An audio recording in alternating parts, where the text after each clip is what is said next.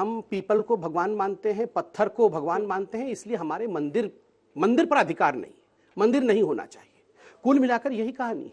आप सोचिए जरा, जिस प्रकार से यहां पर शिवलिंग को लेकर टिप्पणियां की गई, बाबा मिल गए, बाबा मिल गए, अगर इसी प्रकार की भाषा का प्रयोग किसी और धर्म के आस्था के लिए की गई होती तो अभी थोड़े दिन बाद 6 इंच कम हो गए होते, अभी 6 इंच कम हो गए होते।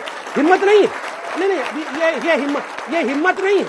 ये तो देखिए सही बात है, ये सनातन का विराट स्वरूप है, ये सनातन का बिल्कुल सही बात है, कण कण में ईश्वर है, तभी हम इतने सहिष्णु हैं। इसका अर्थ ये नहीं है कि हम कापुरुष और भीरू हैं, हम डरपोक नहीं हैं। अपने अधिकार के लिए लोकतांत्रिक तरीके से जिस समुदाय को लड़ना नहीं आया, वो समुदाय कभी भी अपने वंशजों को उत्तर नहीं दे सकता है, वो अपना चेहरा नहीं दिखा सकता है। 500 वर्षों से भगवान राम के मंदिर के लिए, उनके जन्मस्थान की लड़ाई चल रही थी, लोकतांत्रिक तरीके से बिना खून बहाए हिंदू समाज की जीत हुई है। आज यहां कहते हैं बाबा मिल गए, क्यों नहीं बाबा मिले? बाबा क्यों नहीं मिले? शिवलिंग के साथ आप मजाक करेंगे? आप कर रहे हैं। एक सेकंड, मजाक आप कर रहे हैं। अभी से नहीं बोला था, कोर्ट में मामला है। एक सेकंड, कोर्ट क्या हो गया? कोर्ट आप बोल रहे शिवलिंग नहीं है, मैं हूं, आप बोल रहे शिवलिंग मानने वाला हूं, आप बोल रहे शिवलिंग नहीं है, मैं तो मानने वाला हूं, लेकिन मैं कहता हूं जब तक आपको पता नहीं चले, जब तक मान रहे हैं कि शिवलिंग है, मैं कहां मान रहा हूं? मैंने अभी बोल रहे मान रहे हैं, नहीं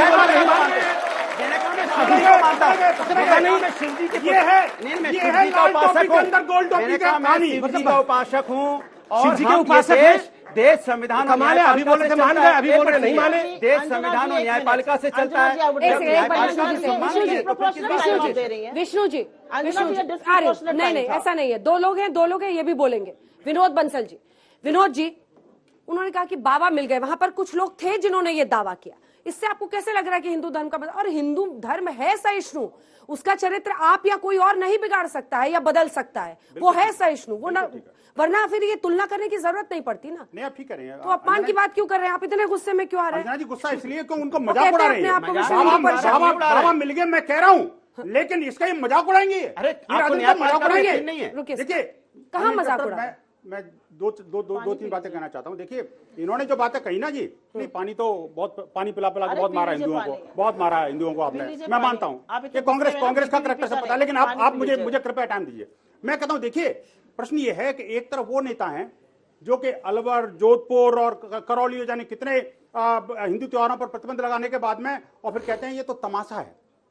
काशी के सारे एपिसोड को वो तमाशा बताते हैं। किसने तमाशा बताया? अरे मुख्यमंत्री जी ने, इनके कांग्रेस के मुख्यमंत्री ने। क्या बयान दिया? उन्होंने कहा तमाशा, ये तमाशा हो रहा है, ये काशी वाले मामले में तमाशा हो रहा है। क्या रेट है? उन्होंने कहा मुख्यमंत्री ने, अशोक गहलोत ने। क्या रेट है? दूसरी बात देखिए, ये बीच में एलपीजी का क्या रेट है? प्लीज मैं बता दीजिए ना, एलपीजी कितनी महंगी है? फिर मुझे बीच में बोलना प्लीज, यही तो बात है। देखिए मैं कहता हूं कुछ लोग दूसरी तरफ ये लोग हैं जो कि लाल टोपी के अंदर गोल जालीदार टोपी छुपाए बैठे हैं और बार बार उनको बड़ी आहत हो रहा है, बड़ा दिक्कत हो रही है। बाबा मिल गए, बाबा मिल गए, तले जमीन देखिए, फिर बीच में बोल रहे हैं टोपी देखने का शौक है। भदौरिया जी प्लीज सर, देखिए सुप्रिया जी भी बीच में नहीं बोल रही ना, संबित जी बोल रहे हैं, प्लीज सर, प्लीज रिस्पेक्ट कीजिए। आपको लंबा वक्त दिया गया, मेरे टोपी तुम जवाब दूंगी ना, आपकी बारी आएगी सर, प्लीज सर।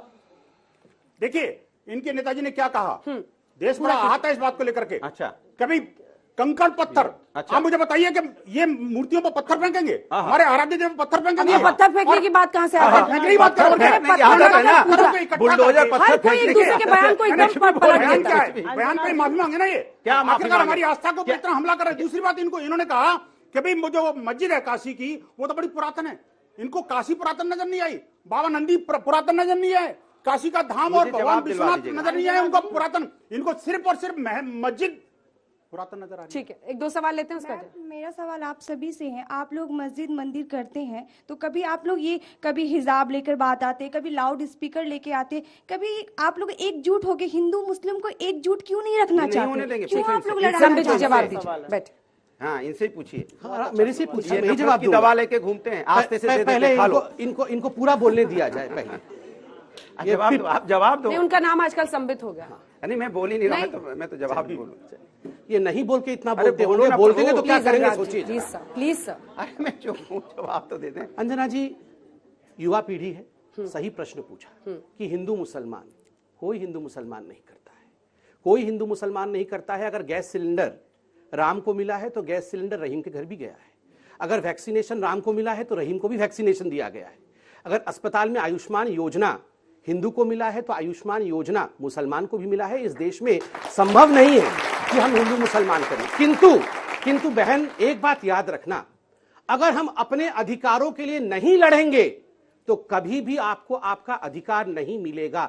आप ही की जैसे एक बहन ने जाके गौरी मंदिर में मुझे पूजा अर्चना करना है, ये गुहार बीजेपी के कार्यालय में नहीं लगाया, ये न्यायमूर्ति के सामने लगाया, जो उसका अधिकार है। हिजाब भी भारतीय जनता पार्टी ने नहीं कहा। जी, आप कह रहे हैं हम गुहार नहीं, आप हिंदुओं का ही प्रतिनिधित्व करके क्यों बात भारत का कर रहा हूं, मैं इसका उत्तर दे रहा हूं। एक सेकंड बहन, आपने कहा कि हिजाब पे हम लड़ाते हैं, हम नहीं।